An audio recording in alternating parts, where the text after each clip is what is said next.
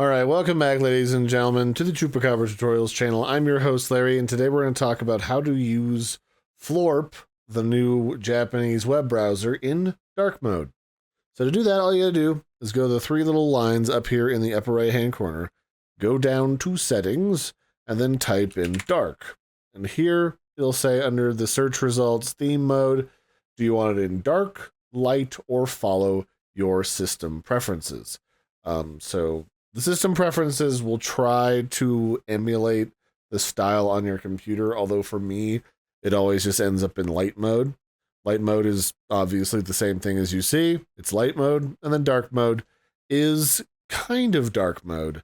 The actual interface of Floorp becomes black, but the rest of it is just like a really, really, really dark blue. And then down here for website appearance, you can make it so that websites that are compatible will appear in dark mode as well. For the most part, they appear automatically, which is supposed to, again, be whatever your system colors are.